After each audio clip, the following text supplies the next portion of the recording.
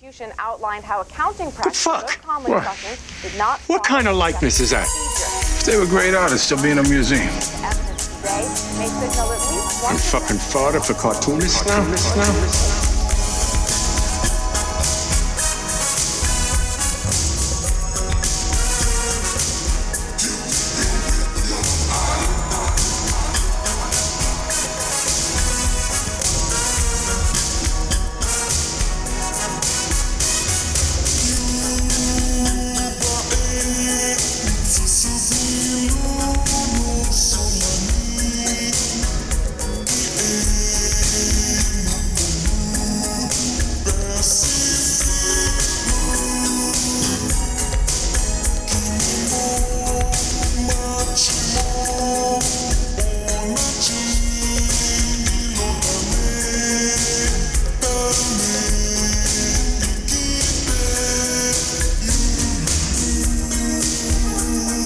And welcome to another episode of Gutter Boys. Gutter Boys is a small press comics podcast about the ins, the outs, the highs, and the very deep, endless lows of making comics. I am your host, Cam Del Rosario, alongside my co-host and producer extraordinaire, JB Rowe. What's going on, man?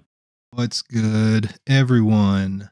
Before we get into this episode, we should probably explain why Cam sounds a little different on the audio end for this episode. Cam's mic died. Yeah, had to replace it after a good 6 years, so RIP Soldier. Yeah, good run. Solid run. Yeah, you could say it's a weapon of destruction that's caught a body. Yep.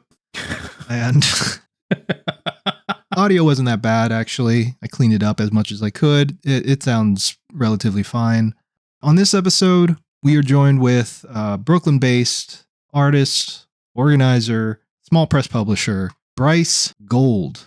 We talk about his small press publisher, Pyrite Pres, and the executive director for the first annual Brooklyn Expo of Comics, a small press show that is set for November 14th and 15th. We go into detail about the show, why he decided to create the small press event, why he's excited about it, and what you all have to look forward to if you plan on attending.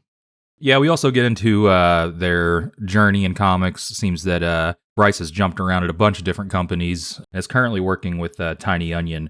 So it's a pretty fun little episode there. But before we get into it, you can always go to patreon.com/gutterboys, and for $5 a month, you get 2 extra bonus episodes a month. This month, we had a news-filled episode, which a lot of you all seem to like. So we're going to continue doing that kind of thing and bringing you that hard-hitting comics journalism.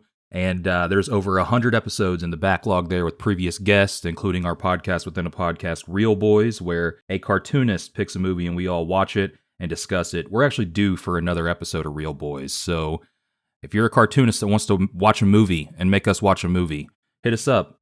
If you're a friend of ours, we'll probably watch anything, to be honest. Alrighty, and before we get out of here, though, a quick little news update here from our pals over at American Nature. We have a press release. Breaking.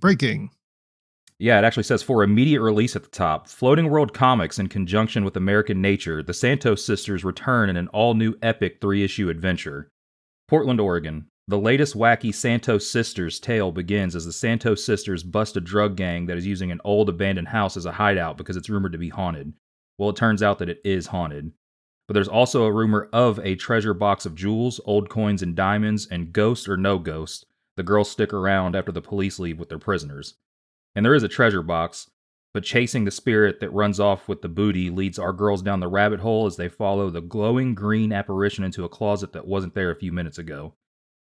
Landing in the mysterious land of Nod, the girls begin a Technicolor odyssey into the wilderness of the subconscious, where the rules of physics and logic are bent, subverted, and convoluted in an ever more dangerous but amusing way. Teaming with a monstrous-looking but irresistible mysterious mystery man with an oddly elongated orange head that spews flames and says the damnedest things, they hitch a ride on a ghostly train. Following a wandering trail of happy socks, battle energy balls of pure foobar, find buffalo nickels with 3 legs, see a car being driven by a chair, and eat some rather nasty Brussels sprout-flavored ice cream. And along the way, the girls meet King Cotton, Madam Spider Garden, a cannibal cabin boy, a barbershop quartet of third-world dictators, and even wave goodbye to Tom from MySpace. As the sisters and their mysterious companion venture deeper into this stranger than strange land, a bunch of unsettling questions begin to mount. Will Ambar and Alana ever find their way back to Las Brisas? What if the mystery train offers no destination? Is meeting the cannibal cabin boy a stroke of luck or a formal invitation to a dinner? Is the treasure they seek worth the price of never coming home? Find out this August in the Santos Sisters One Big Fun Special miniseries, issue number 1. So, if this wasn't obvious here, this is a collaboration with Flaming Carrot. He's on the cover, and they've already announced it via the Floating World social media. Kind of a big deal, I think, for, like, as far as crossovers go for those boys, so I'll definitely be getting it. Did you ever read any Flaming Carrot comics? I read a little when I was younger, but I do know that it was like one of those major 90s underground comics title. Yeah, I'm definitely aware of the character, but didn't read enough, admittedly. And that press release kicked my ass, so... I think, wasn't Flaming Carrot related to the Tick somehow, too? Oh, I don't know about that, but that would make sense, or I would not be surprised if they did some kind of, like, crossover. Yeah. I'm going to say that... I'm going to look it up right now. Created by Bob Burden, who was the creator of Mystery Men, the movie. Okay. Maybe I just made that up in my head. There was some kind of crossover I remember as a kid that was a big deal. I wouldn't be surprised because it says here that Flaming Carrot Man was published at Dark Horse Comics from 88 to 02. And Flaming Carrot, The Tick was published by Dark Horse. So that definitely checks out. But a quick Google search, I'm not showing anything. Oh, you know what it was? It was Ninja Turtles. I was getting ready to say, I just pulled this up. Yeah, on the wiki, it looks like there was a crossover with Ninja Turtles because he has a TMNTpedia page. Back when it was still owned by Mirage. Hell yeah. So with Usagi Jimbo and Flaming Carrot, Turtles kind of had some cool little crossovers there. Yeah, for sure. I mean, it was definitely like, I think people forget that because today it is like so far removed from that. And it's become like this like franchise, this like multi-billion-dollar moneymaker that we like. It's like very easy to forget that like before the cartoons and the movies and the merch, it was just a black and white comic during the small press black and white comics boom of the 80s. Right. Yeah. So totally makes sense. I think that's a perfect match. I'm going to have to track that down. Definitely not going to read it on Read Free Comics, which is a website I've never heard of. Yeah, we know nothing about that website. But yeah, this is a big deal, like Cam said. I'm really looking forward to checking it out. Obviously, we have been major dick riders for Santos Sisters and the creative team behind it, Greg and Fake, our boy Mark Kopernerov. The reception for that book has gone above and beyond what I think any of them had expected. I personally am not that surprised. I mean, the Eisner was a surprise. Not that Mark didn't earn it, but like the fact that he won it the first year he was ever nominated for the award, I think is just crazy. Like that's wild. And it's a huge achievement, huge accomplishment. I think the future is going to continue being bright for that team. Yeah, looking forward to more of it. Doesn't seem like it's going to be slowing down anytime soon. And if anything, this is just etching them further into the annals of indie comic book history. So yes, hats off to the boys, and we'll have a new commercial plugging all this stuff soon.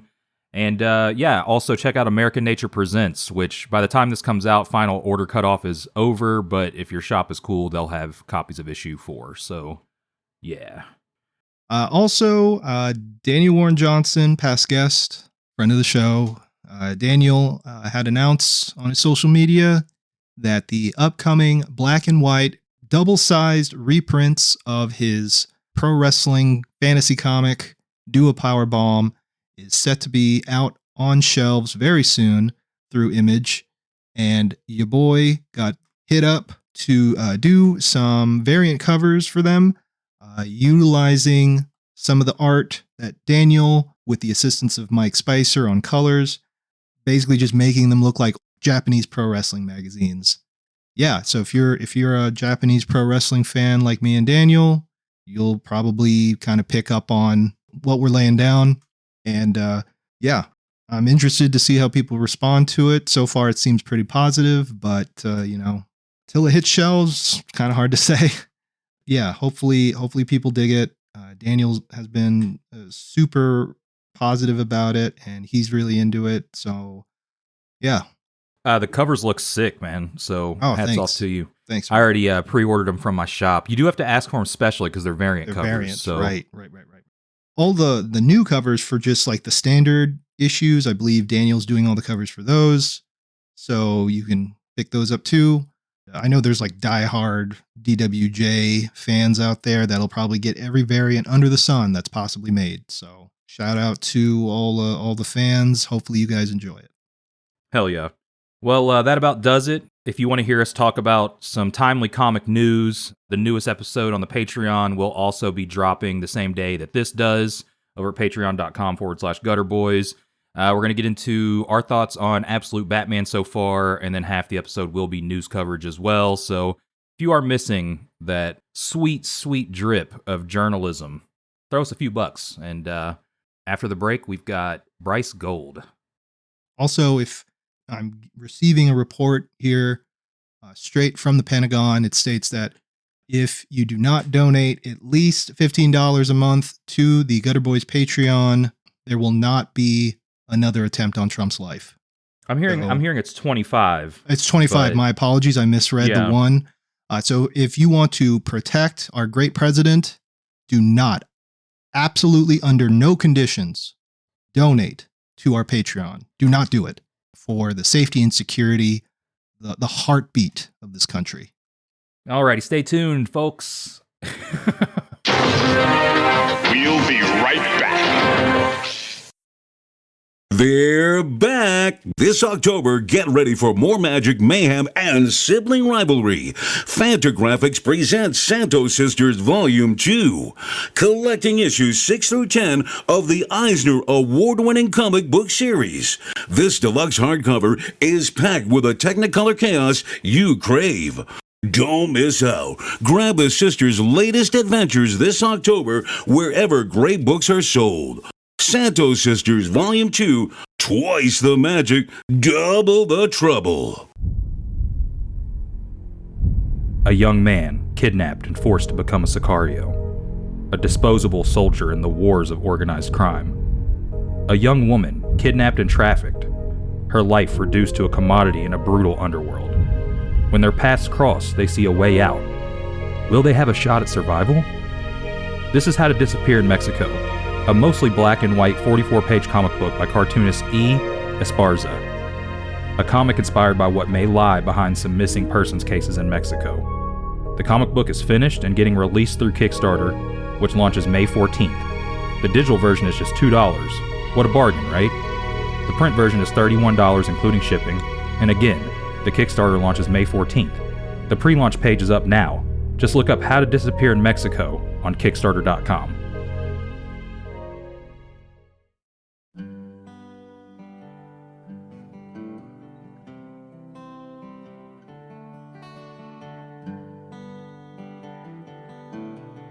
Indy Northern Kentucky, or Inc., is the Northern Kentucky and Cincinnati area's only zine, alternative comic, and small press bookstore, featuring over 400 different zines, alternative comics, and small press titles.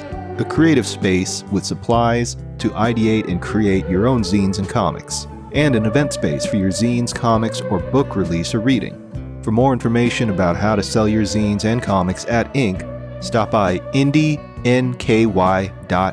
That's IndieIndiesky.com. Visit our new home in Dayton, Kentucky, and read what the cool kids are reading.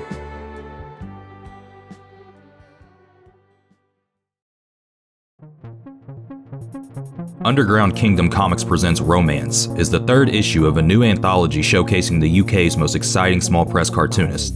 This 28-page A5 comic features cover art by Vincent Bell Robertson and comics by Lily Blakely, Adam Falp, and Anna Redmond, plus pinups from Kai Reynolds and Matt Greaves. Daredevils and Warriors wrote, "If you want to leave your comfort zone and are looking for thoughtful and original comics that have an edge without being edgy, then you should check out these UKC books." You can buy Underground Kingdom Comics Presents Romance now, along with the previous 2 issues, Horror and Crime, and original art, by backing our Kickstarter, which is live until Friday, March 15th. Don't be a cunt, buy a comic, innit? Hell yeah. Meow. Sid the Cat magazine is out now. If you've ever been to an amazing rock and roll show and thought, I wish I could experience this moment again, but in comic form, then Sid the Cat magazine is for you. Fiercely independent show promoters Sid the Cat have joined forces with comics journalist Andrew Greenstone to bring you an ongoing publication that documents the SoCal indie rock scene. This stunning 52-page full-color magazine features comics, articles, photos, and illustrations from a rotating cast of local illustrators and writers. It's a celebration of Sid's artists and venues and supports those keeping the bleeding edge of the indie music scene alive. Our first issue covers musical artists Big Thief, Illuminati Hotties, Mike Kroll, Fucked Up, Finn Lilly, Katie Kirby, Kate LeBon, Cursive, Christian Lee Hudson, No Win, and so many more. If you are a fan of comics, indie music, zines, rock reports, or community by the way of culture, order a copy now at sidthecat.com/sid-zine. Again, that's sidthecat.com/sid-zine.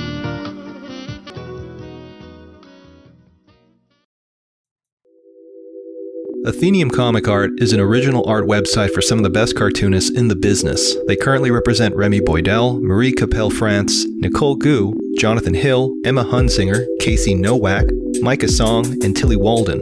Athenium Comic Art gives fans the opportunity to own an original piece of art from their favorite comics and support the artists that they love. In their short time in business, they've already shipped many iconic pages out to hardcore fans across the globe. Don't miss out on your chance to own a one-of-a-kind piece of history. Check out their website, atheniumcomicart.com, and type in Gutter Gang at checkout to receive free shipping on your first order. Again, the website is atheniumcomicart.com, and the code is Gutter Gang.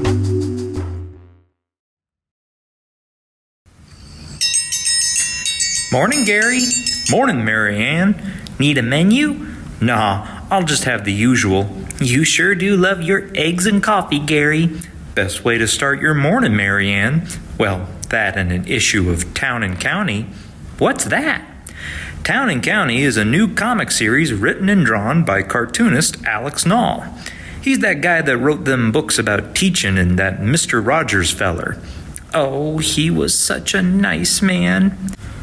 The first issue is 36 pages of black and white comic stories with beautiful color covers and features 6 stories about folks in our little township here in Illinois, like Susie Barber, the house cleaner that uncovers her client's dirty laundry, if you know what I mean, and Stanley Pepper, that big feller that just lost his job and took to drinking every night at Bugs's Tavern. Well, ain't that something? Town and County is published by Ivy Terrace Press, headquartered in Chicago. Chicago? Who would want to live there? So dirty. Each issue comes with a copy of the Hometown Hero, our little town's newsletter, and it's only $8. $8? Where can I get it, Gary? You can order a copy of Town and County on the internet at storeenvy/Alex Knoll Comics. Oh, there's your breakfast, Gary. Thanks, Marianne. Nothing like a cup of coffee and a good comic book.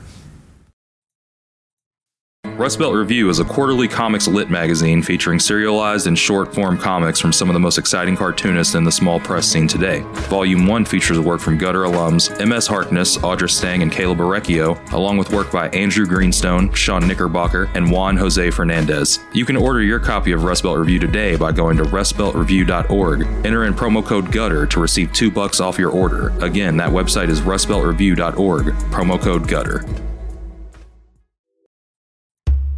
The Last Aviatrix is a post-nuclear adventure comic by independent, Los Angeles-based cartoonist Buster Cagle. The story follows Summer, our last aviatrix, who pilots the sole-surviving airplane, a nuclear-powered B-29, as she travels the ruined world finding ways to survive and help humanity while dealing with the imminent threat of the Atom-born, a rare breed of atomic wizards that want to see her out of the sky. Her mission becomes complicated when she accidentally picks up Henry, an Atom-born child who wields incredible power, and Clementine, a berserker on a quest for vengeance. Can our aviatrix survive this ruined and irradiated wasteland?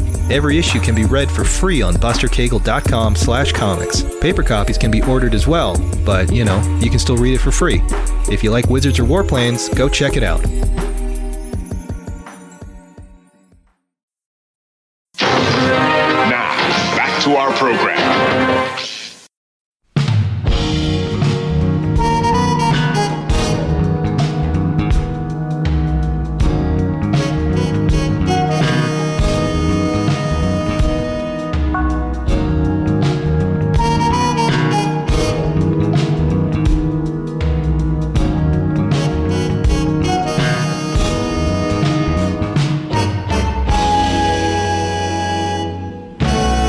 And we're back from the break, and we are joined in the studio with New York-based organizer and publisher Bryce Gold. Bryce, how you doing? Doing all right. JB Cam, thank you for having me tonight. Of course, yeah. Thanks so much for coming on. We really appreciate it. I believe I reached out to you because I came across an ad for You saw me green. Yeah. It was for the upcoming event that you are the executive director for, Yes. Brooklyn Expo of Comics. And this is a pretty big deal because New York, and specifically the Brooklyn area, hasn't had a comics event since COVID. Was it CAD? It was CAB. Yeah. CAB. Comic Arts Brooklyn was the Yes. last big one. Yes, and that ended. The last one was in 2019. They were planning to do an event in 2020. COVID happened. Everything was just kind of on pause. And then some major changes happened. A lot of the organizers moved away. Pratt Institute was no longer having events that were like outside of the institution, or organizations that were part of the Pratt Institute, if I'm reading that correctly. And so there's been kind of this vacuum for small press comics in the way that CAB was able to provide. And it seems like you guys swooped in and are now ready to fill that gap. We did, and we are. I feel like we're really excited for this November show. It's going to be November 14th and 15th of this year, 2026, back in Williamsburg. It's going to feel very nostalgic. We're back in the church that CAB used to be in before it went to the Pratt Institute. And Okay. yeah, we just couldn't be more excited to get things started. Yeah, I mean, I was actually kind of surprised that I didn't see more people talking about it, honestly, just because, and not to say that people aren't talking about it. Like, obviously, I saw it and have no connection to CAB or the Brooklyn comic scene in general, but I came across that story. And, well, before we actually get into all that, I guess if I want to be a better host, I should probably talk about you specifically. Sure. As I had mentioned earlier, you are a publisher. You run Pyrite Press. Am I saying that right? I do, yes. Yes. Okay. You're also the executive director for BODEGA Comix. BODEGA standing for Brooklyn organization dedicated to the endurance of the graphic arts. It's an amazing acronym. Thank you. Very Yeah, well we got done. a few of those. That's good. It's real good. You did Yeah, well. Appreciate that. Thank you. So it seems like you've been, pretty heavily involved in comics. So let's go into sort of how you got involved. Yeah. Not just in making comics, but also specifically in the New York scene. Yeah, I'd love to. I've been living in Brooklyn for 13 years now. I came from Maryland, suburban DC. That's where I grew up. I actually grew up in Bethesda, where SPX is thrown every year, and I didn't know about it until I was in college. It was 2012. I was a junior in college. I was working at a restaurant, and then I was like, "What is this?" And since then it changed my life. But yeah, I think I moved to New York actually to work in comics publishing. That was where I got started. It was I was working at that restaurant in college, trying to figure out what I wanted to do with my life. I studied English and creative writing at a state school, and was like, "Is this going to be the rest of my life?" At that time, I had also I had some friends that were living in New York. They had gone to this NYU program that was about publishing specifically. And I, heard about it from them. I was looking at my bookshelf, looking at the spines of all the books, and something clicked in my brain where I was like, oh, all these books are published by companies. You can work at companies. And that started my process of okay, how does this work? What do you need to do to get into comics publishing? How can you make this into kind of a career? So I ended up applying to this NYU thing. I got in. It was a 6-week summer program. So from June to mid-July of 2013, I was living in New York, just learning about how to make books and how to make magazines.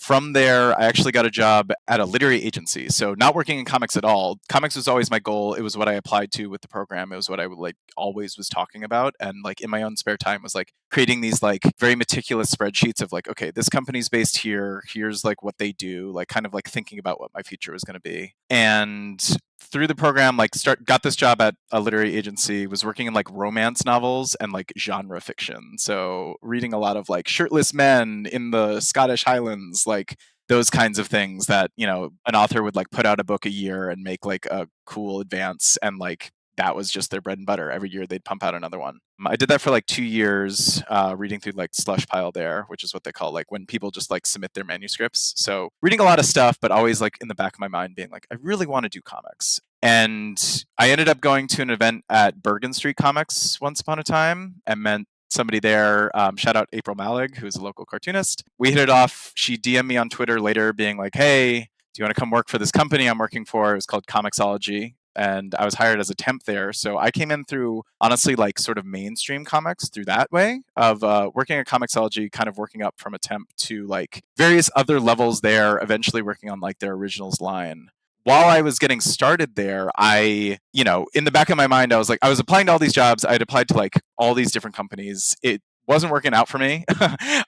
First Second did not want to hire me. There were other people that were around that I was just trying to hit up and just to kind of see where I could get my foot in the door. And eventually I was well, I did this, I have enough knowledge about the business of publishing and about obviously the editing process. And I have the taste level of knowing the right people and kind of, being around the scene enough that I was what if I just did this myself? So around the same time that I started at Comixology is when I kicked off Pyrite Press, my own comics imprint. Pyrite is fool's gold. My last name is Gold.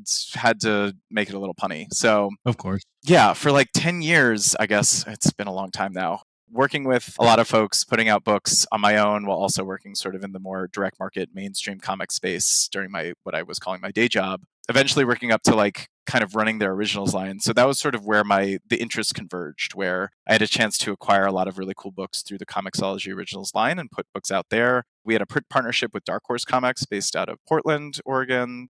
So it was something that was really cool where, we were putting out these series sort of digitally first, and then about a year later they would come out in print. I had my hand in all aspects of that, of both, knowing what it takes to lay out a book and knowing what we need to do to get the files and everything as far as a production process goes for print, as well as putting them out digitally week over week. So that was super cool. Through Comixology Originals, we had 4 or 5 Eisner wins, which is the mainstream comic award that everyone cares about from San Diego Comic-Con. So Harvey Kurtzman's Marley's Ghost was one that won in 2018. Afterlift with Chip Zdarsky and Jason Liu in 2020. Snow Angels with Jeff Lemire and Jock in 2022.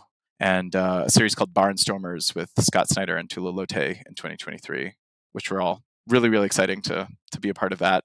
After, I've been working at Comixology for 8 years, and then they decided to lay everybody off. So after that, I went and worked at Kickstarter for a little while also still doing the comics thing on my own with Pyrite and kind of building up goodwill in both direct market spaces and then the small press space. But Kickstarter also then kind of was the next step of combining both those audiences kind of into one role, where I was working with a lot of folks from a lot of different areas. I was talking to folks at Boom Studios, folks at Oni Press, but also folks at Magnetic or Bulgilhan Press, or honestly Field Mouse Press or things like that.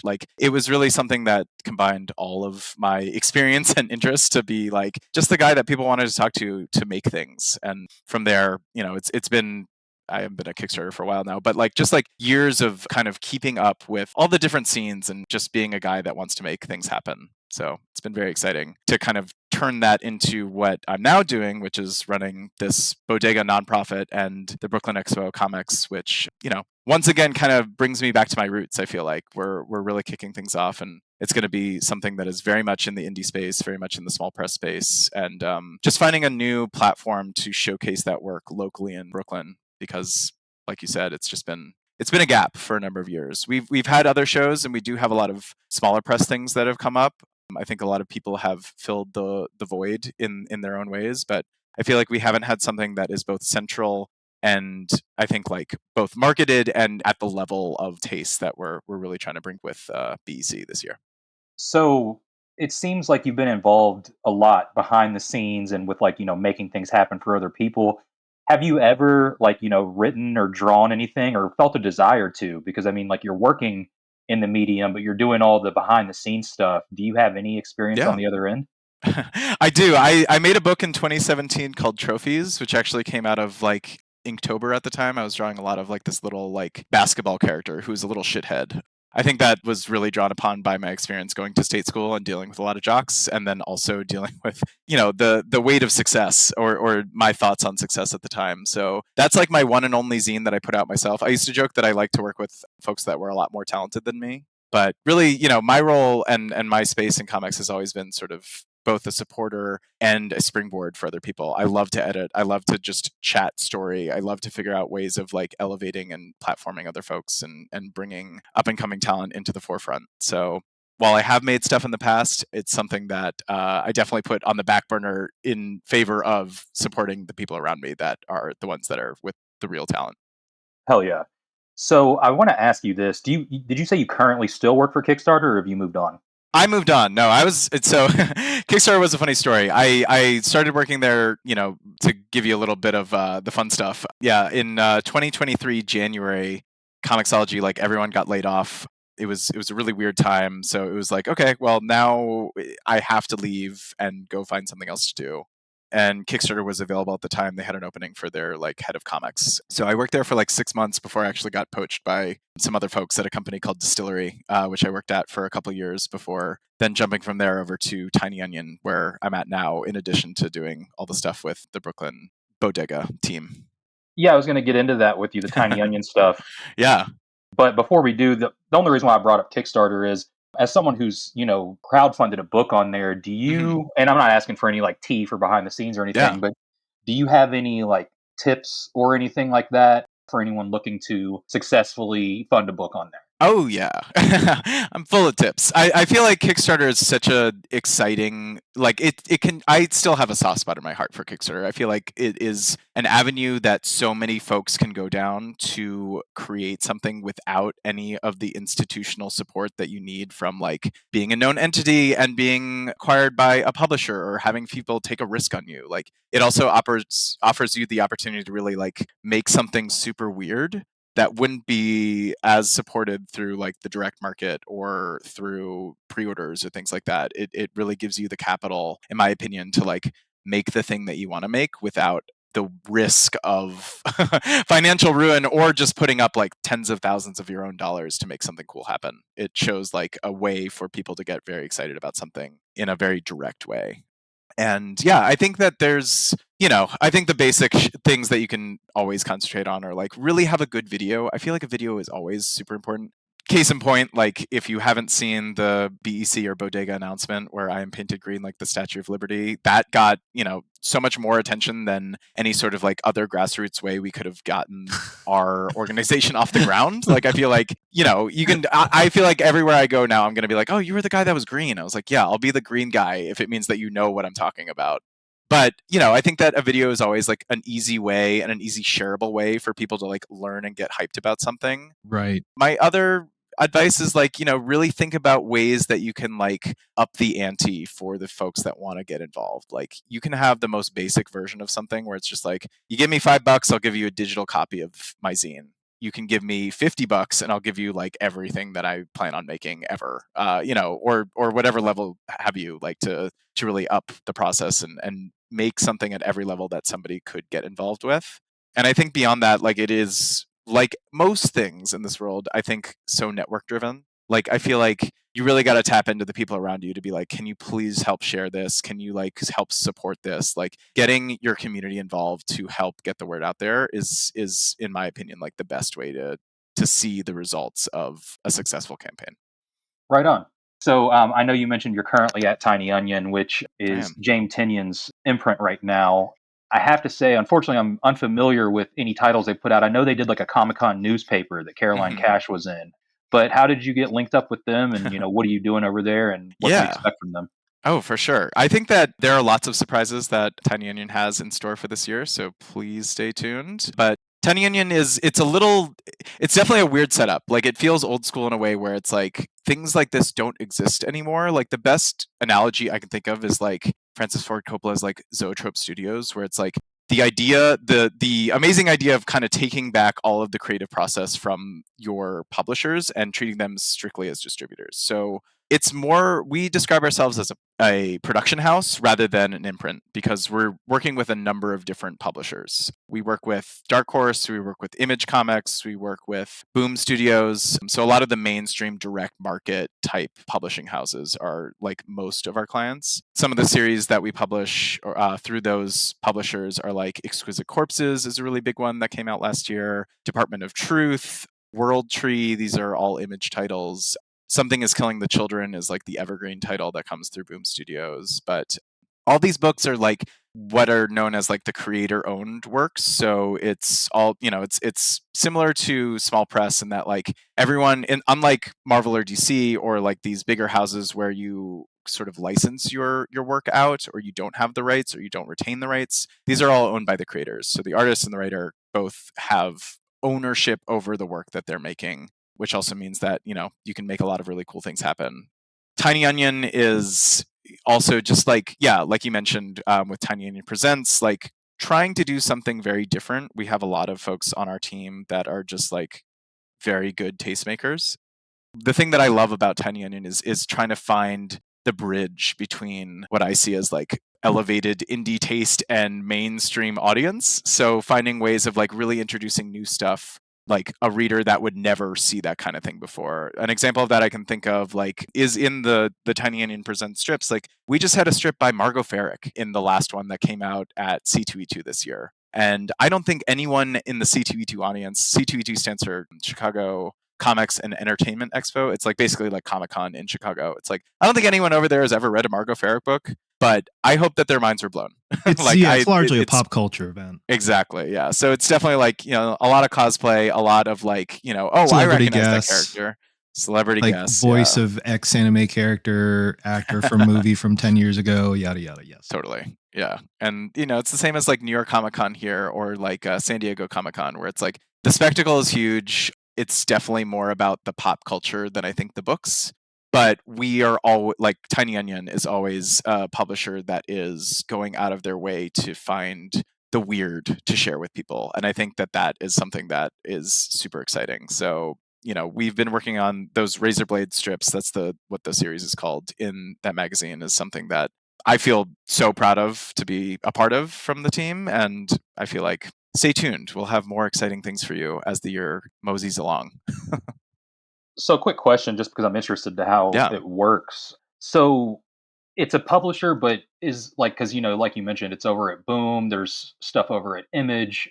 Are you all just licensing the titles out? Because I know Image is creator owned, whereas Boom, I believe, I guess it depends on the contract, but to my knowledge, I think Boom is, I don't know if they're creator owned. So, how are you all working with other publishers? And then is there a distinct like difference between like, I guess like what you're trying to do over there versus like what's licensed out? I don't even know if licensed out is the word. It's not quite licensed, because we do like James Tynan and the artist. So for instance, Werther is the artist on Something is Killing the Children. They own the rights to the books that are coming out through Boom. So all of them are owned internally.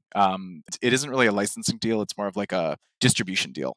And what I mean by like how we're a production house is that all of the editors that we work with are in-house. All of the designers that we work with are in-house at Tiny Onion. So we have all the editors, we have all the creative, we have all the designers that are making the books look good. And then what we do with the publishers is basically say, here's the finished product. All you have to do is print and distribute it. So they don't really have creative control. All they have is the relationship with their printers and with the distribution channels like Lunar Distribution or PRH Comics with Boom, as an example. So, yeah. Okay, gotcha. Yeah, thanks for clarifying that. And how did you say James' last name? I always said Tinian because it's something I've read but I've never heard. I think that also naming the company Tiny Onion just makes it wrong. Like everyone's going to get it wrong. His last name is pronounced Tynan, but I feel like I've heard everything under the sun because of when you call your company Tiny Onion, suddenly everyone's going to call your last name something else. Yeah, right on. So real quick, now that we've established sort of what you're doing, I want to get to how you even found yourself even invested in comics in the first place. Oh, for sure. So, what were your earliest memories of comics, and why was it something that you continued to follow as an interest to this day? It is a great question. I grew up. Damn right it is. We're professionals. You guys are great hosts. Yes. Yeah. Big fan of the pod. I grew up, like I said, like suburban DC. Shout out to Big Planet Comics. They were my first comic store. And I feel like when I was growing up, I was so into like Batman, Superman, like DC stuff. I think also because I came up at the right time. Like the Batman animated series came out when I was pretty young, and I feel like just I had I was a weird kid, so it was like I had this obsession with skeletons and bats, and then when you have a superhero that is wearing that costume, it's like, okay, well that's an easy one. I remember being shown from like older teens in my life, like either cousins or like family friends, like X-Men and Spider-Man, and like just not being as invested. I feel like even as a child, I was a little goth boy. So like Batman was definitely my thing. And I feel like for a long time, I read a lot of like Batman kids comics, like, all the Paul Dini stuff was really cool when I was young. And I feel like, and Bruce Timm, kind of building upon like that animated series background. I remember, that was something that I was into when I was like in my single digits. But then what blew my mind was when Shonen Jump finally hit. That was when I was like 12.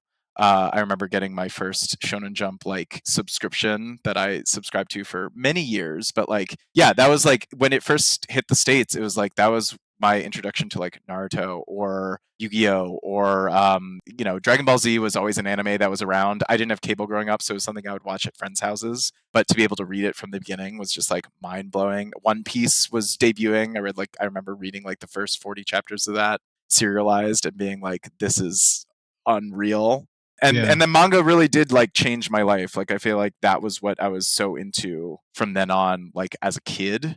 And it's funny you mentioned like Caroline Cash. Like the first thing that I was going to say, this is obvious why you're from I bonded with Caroline. Like I remember seeing Caroline's work for the first time at SPX one year, and she had like a series, a Rave Master fanzine, and I was like, I am the only human being I think alive that likes this book, and you made a fanzine of like my favorite thing.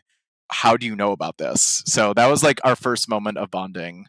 And the rest is history. But like, yeah, I feel like manga will always be a love of mine. I really just like, I eat it up. I feel like Naruto was like definitely my fave, and I feel like it inspired so much of my like fashion choices and like vibe for like forever. So got to give it up for Shonen Jump.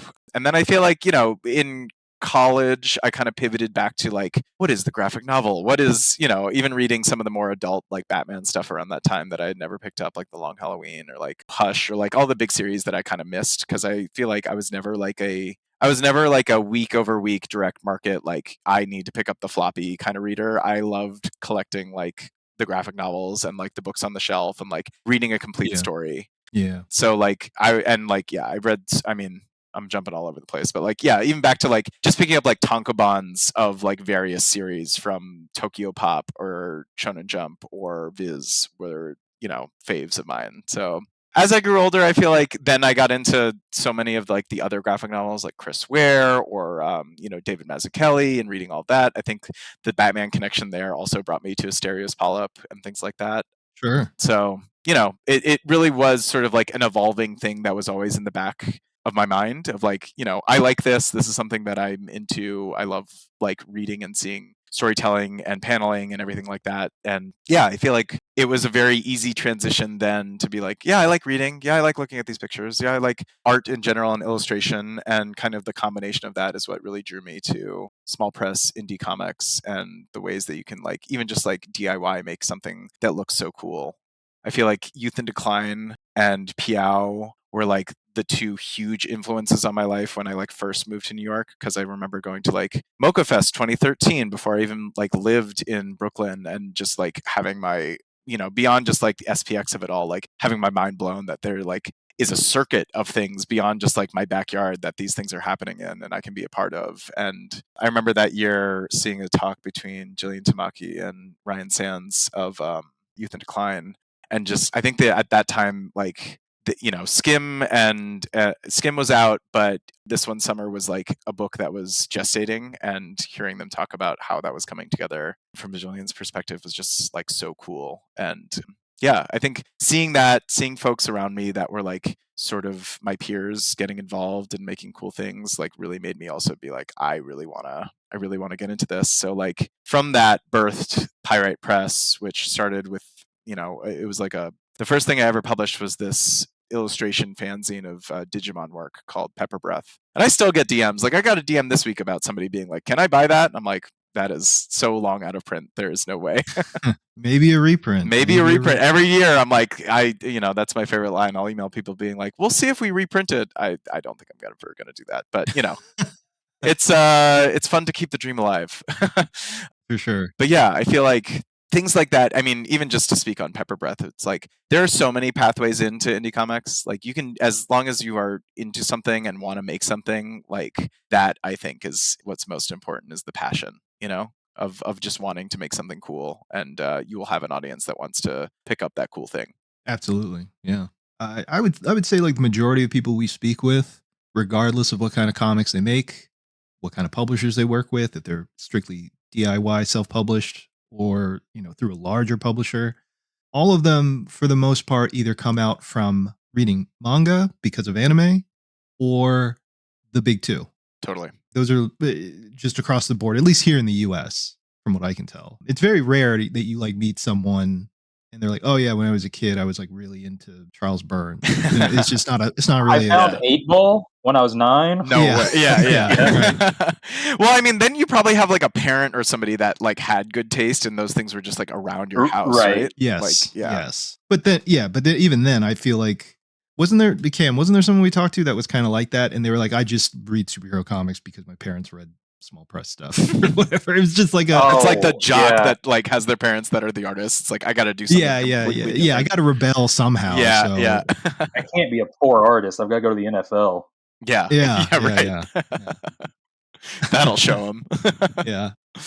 Yeah. I mean, yeah, my parents were definitely not like definitely had no comic background at all. Like I feel like they were like, oh, well, you're into that. We'll take you around. Like I remember even like recently I took my dad to go to SPX at some point in time. I was tabling there, so this is definitely like in the last, like, I don't know, it might have even been pre-COVID at this point in time, but I remember he was very excited for like all the New Yorker style comic artists that are drawing like Orange Man Bad Trump art, and that was like all he cared about. It was like Doonesbury and sticking it to Trump, and I was like, that's cool, man. I'm glad that you found something that you can also attach to. You should go check out like classic liberal. Yeah, you should go to the Fantagraphics table and just like see what's up, but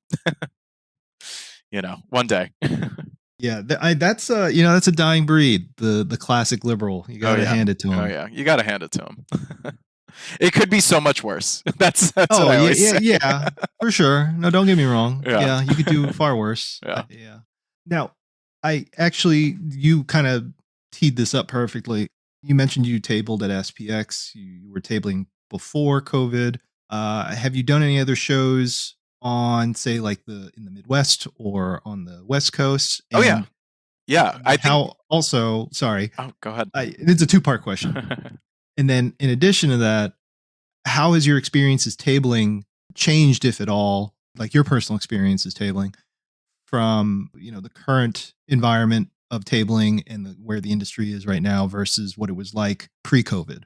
Great question. Yes, I think that, I'm very lucky that I have been able to do this for so long, but I also feel like COVID certainly skews things where it's like, those are the lost years where we were all just kind of like not really knowing what's up. But I also I can speak even to moments like that too. Let's back up. Back when I was doing shows all the time, I feel like I did the full circuit of like probably 10 shows a year. What would I do? I would do SPX, I'd do Mocha Fest, I'd do Cab in Brooklyn, I would do Cake in Chicago, I did Calla in LA, I did Short Run in Seattle.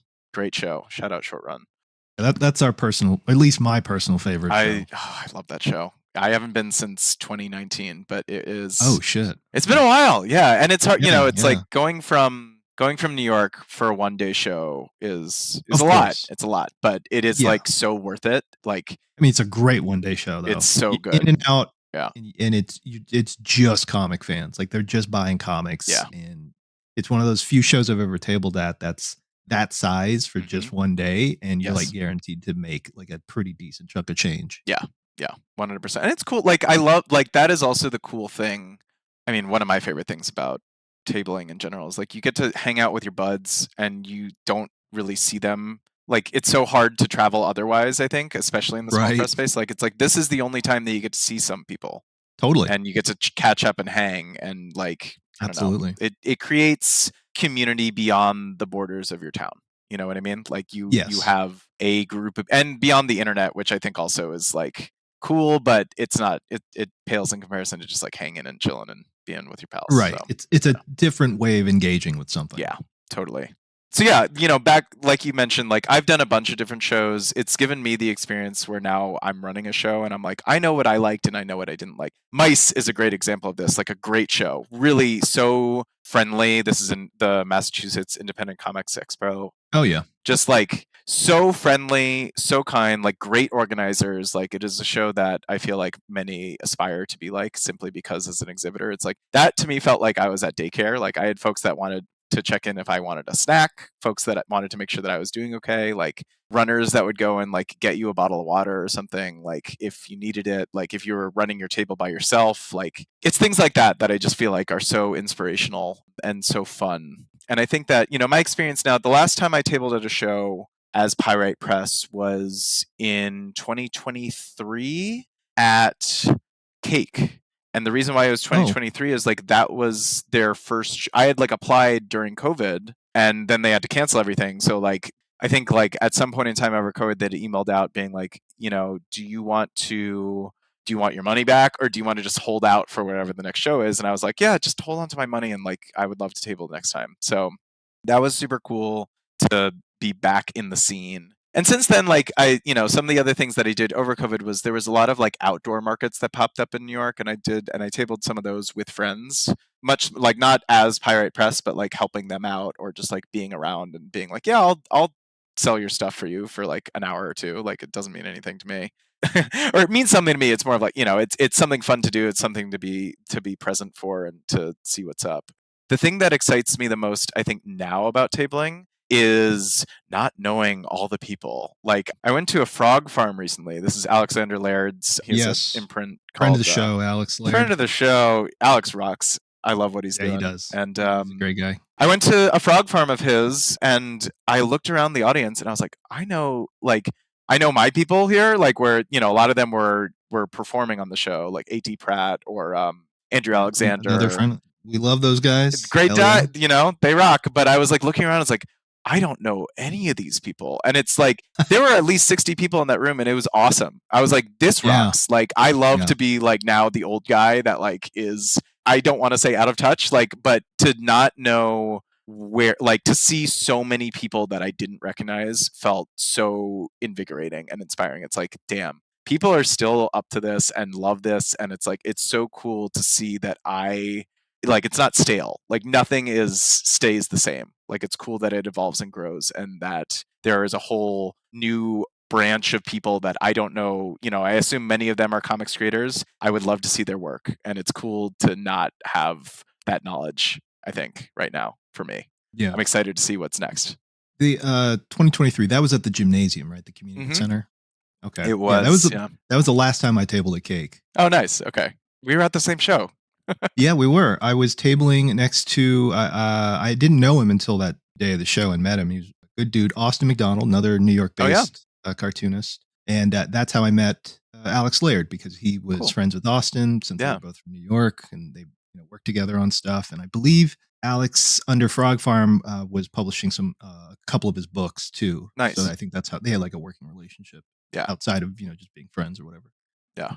That actually, okay, so that leads me to my next question, which is, you've had all these experiences tabling at shows, both pre and post pandemic. So what have you been able to pull out of those experiences, if anything, that contribute to how you're approaching running this show that you're coordinating in Brooklyn? Great question. I think that, in my opinion, what we want to do that's different than a lot of the shows is like provide an extremely curated experience, because I think that, what we've seen so far, and there are other shows that you can do this to. Is like, I think New York has a lot to offer with Mocha Fest, but that feels so illustrator focused. It's not about the cartooning. I feel like this past weekend we had BIX, which is the Brooklyn Independent Comics Showcase. It's a really big show. I think they have like 400 or so exhibitors. I didn't go this year, but it's also extremely hard to get to. It doesn't really seem to have an audience. It's been going on for 5 years. I am happy that it offers an opportunity to a lot of people, because I do think that space is few and far between in Brooklyn. But what we want to do that's different is really showcase only the best of the best. And like right now, our applications are open. We are already at like 450. We're already at like a 30% acceptance rate. And the more applications we get, I think it's going to keep going lower. So, I know that we're going to have to break some hearts, but it also means that there's a lot of excitement and competition for space. And I think that what we want to do is really showcase who, we want to provide the community here with like a brand new vision of what comics should be, and not be like the shows around us. And I think like the highly curatory, like we're not doing a lottery system. It's going to be highly curated for who's going to be getting in and what we're going to be showcasing there, because we really only want to focus on what we feel like is the best vision of comics in Brooklyn that it can be. Now, in terms of the team of judges that you have overseeing this process and, curating and selecting and figuring out who's going to be in the show, were these people selected just kind of based on the types of tastes that they have, like their sort of base of knowledge or their preferences and whatnot? And do they vary, or are they all fairly in unison, or how does that work? Yeah, no, that's a great question. So our team is built up by a bunch of different people in a bunch of different spaces in comics. On the board of directors for Bodega, I have Courtney Menard, who is the director of production for Tiny Onion, but also used to help run Comic Arts Brooklyn with Gabe Fowler. Gabe Fowler leads Desert Island, the local comic shop in Brooklyn. He's working with us on all of our programming for the show, so all of the special artist talks, things like that. He's running point there with Courtney. Courtney's my co-director on the show. We're also working with Christina Lee, who's a local illustrator, cartoonist, teaches locally at FIT, comes from a very strict comics, comics background within both Comics Journal and then also beyond, like has her own comics practice and has worked in a variety of different spaces. And we also are working with somebody named Paloma Hernando, who studied illustration, has a lot of connections in comics herself, is a literary agent that represents comic books. I think what we strive to be is like diverse in our taste, but also very focused on what we know to be good. So, our team that we have here it's very exciting. I think that there is a diversity of taste. So I'm excited for the process of working through what we feel like is the best version of the show it can be. But, I think that there is no one voice that kind of like comes to the top. I think it's a very collaborative process of deciding what we want our show to look like together. Yeah. And that to me is the best case scenario. Is it needs to be highly curated, but there can't just be a monolith of taste and culture. Like we do need to have people that are coming from a variety of different perspectives to give the best version of the show to the community that we can. Right. Yeah. And, that usually is a point of contention for a lot of these shows, right? Like in terms of the organizers, if they have a selection process, if it isn't a lottery system, like for example, Cake is a good example of this. Yeah. They are highly curated, and the team of judges can vary year to year. There's a lot of disagreement. Sometimes it can spill out into messy situations. Yeah. And this is, kind of normal for running such a large event with so many moving parts. Have you guys run into any like major issues that have been difficult, or has it just been pretty straightforward, easygoing? So far straightforward, easygoing. I don't have too much drama to report right now. I think that, we're really excited about being back in the church in Williamsburg. Like everyone that has seen our posts has felt very nostalgic for that in relation to Comic Arts Brooklyn. Like it definitely feels like a homecoming in a certain way, both because North Brooklyn hasn't had a show like this in a long time, and because of the venue that we chose. I think beyond that, we're really trying to push for this being a new show. Like we're offering a lot of really exciting new opportunities for folks. Like the thing that I think I'm most excited about is we're starting a new award ceremony for like a best in show for BEC. It's going to be called the Comic Arts Trophy, aka the Bodega Cat. Again, Nice. another acronym. Of But course. yeah, we're going to be having, it's only going to be focused on folks that are exhibiting at the show, but we're going to be doing an award ceremony throughout in the middle of the convention and highlighting what we see as really the best of the best from the folks that are going to be applying. So right now, it's been a very smooth process of getting people excited and involved. We still have about a month left of applications to go. So if listeners out there have not yet applied, please go and apply now. Yeah, we'll get the plugs in. Don't worry. Excellent. Don't you worry. Excellent. Great. Yes. But yeah, we're I don't know. It's been great so far. Like really, really exciting stuff to get off the ground. We're certainly building something new, so it can be challenging to like figure out like the right way, but we're working with the right people that know what they're doing, that have done this before, that feel like, it's frankly been like a cakewalk. Like it really has not been. There have been no hurdles we can't surmount yet.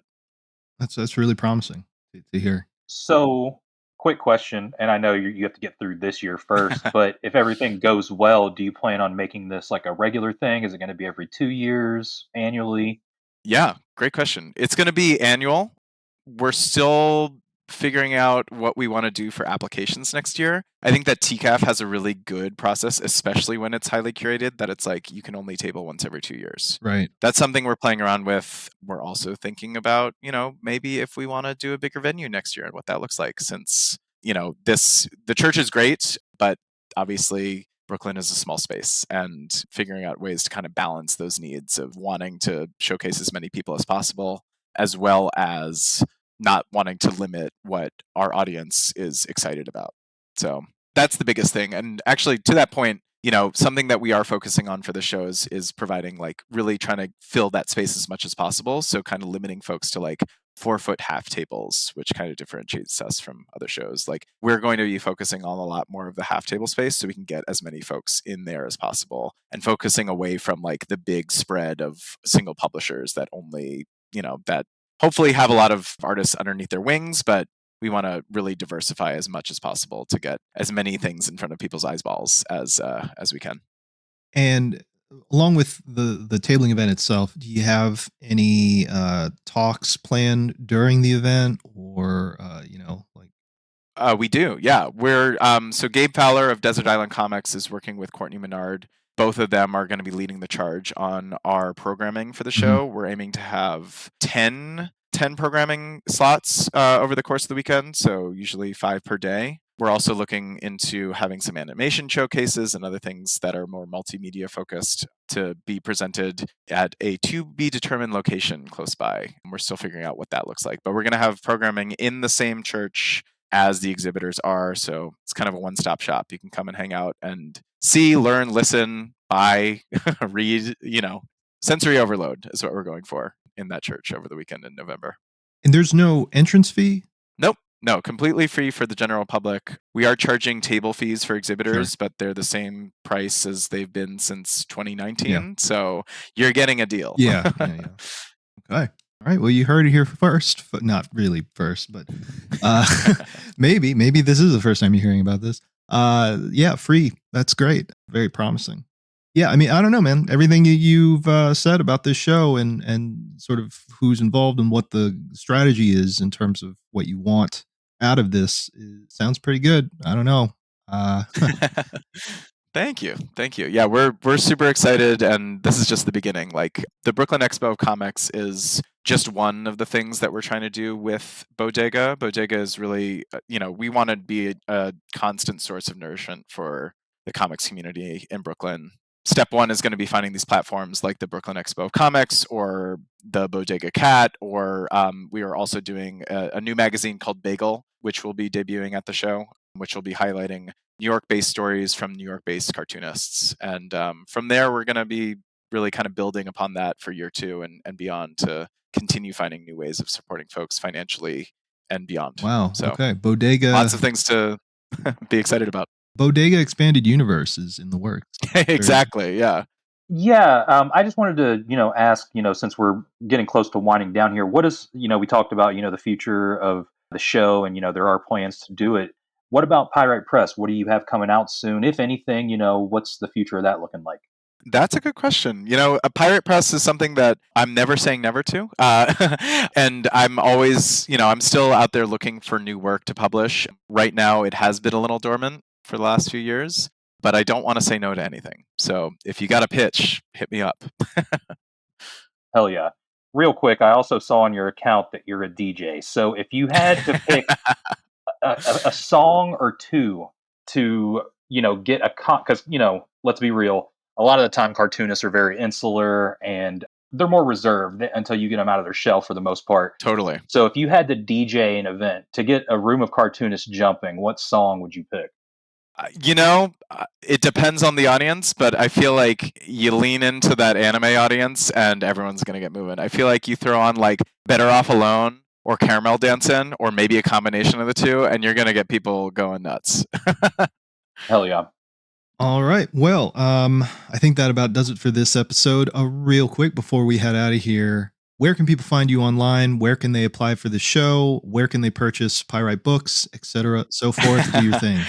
Oh, for sure. You can find me online at _NiceGold on Instagram or NiceGold on Blue Sky. You can follow us at BODEGAComix.org or BrooklynExpoofComics.com. If you want to apply to the show, we're on Instagram, Blue Sky, TikTok, YouTube. Just look up Bodega Comics and you can probably find us somewhere on there. And yeah, we look forward to seeing you November 14th and 15th in Williamsburg, Brooklyn at our first annual Brooklyn Expo of Comics. Very exciting. Looking forward to the show. I'm acting like I'm going to be there. Maybe. I don't know. Who knows? Can't wait to see you in November, JB. But yeah, like I said, very promising. I wish you guys the best of luck. Honestly, Thank you. The more small press shows that are dedicated to comics, the better, if you ask me. Less pop, comic, whatever conventions and more of that, please. We need that, I think, moving forward into the next, 2030 now? Yeah, that's right. But yeah, Bryce, thanks so much for coming on the show again. Absolutely, guys. And listeners, until next time, I guess stay gutter.